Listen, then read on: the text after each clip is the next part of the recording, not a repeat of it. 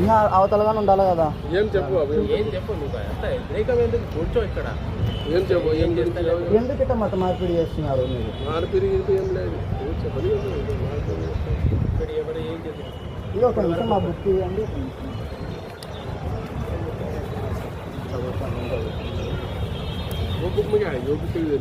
वो मेरी किताब पर्सनल लगी हमारी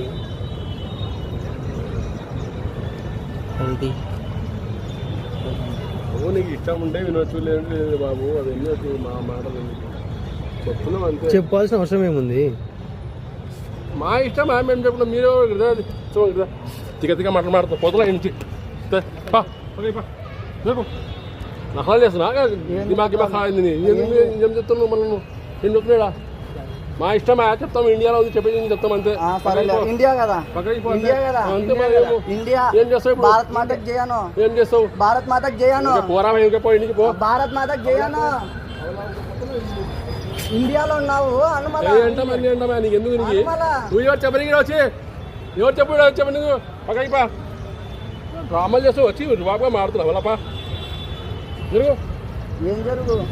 మీదే స్థలము చెప్పి చెప్పుకుంటామా? నీకు ఎవరు మాట్లాడుతావు అంటున్నా. మాది మేము చెప్పుకుంటామా? నీకేమో నీకేం కడుపు నొప్పి చెప్పు. నీకు నాకేం కడుపు నొప్పి కాదు, మీ వాళ్ళు చెప్పుకోండి. అందరికి చెప్తాము. ఎందుకు చెప్తారు? మా ఇష్టం అది. ఇష్టం అంటే మీ ఇంట్లో చూసుకోండి.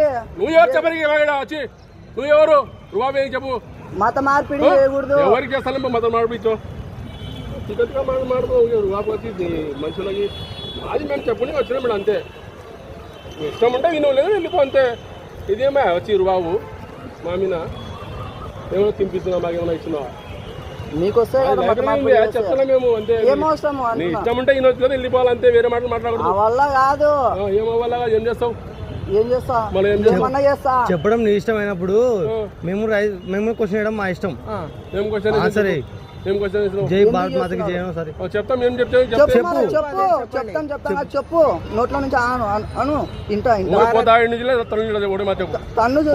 తన్ను చూద్దాము. తన్ని ఊర్లో ఉంటావేమో చూద్దాము. తన్ని ఊర్లో ఉంటావు లేదో చూద్దాము. ఏం చేస్తావు? ఏం చేయను.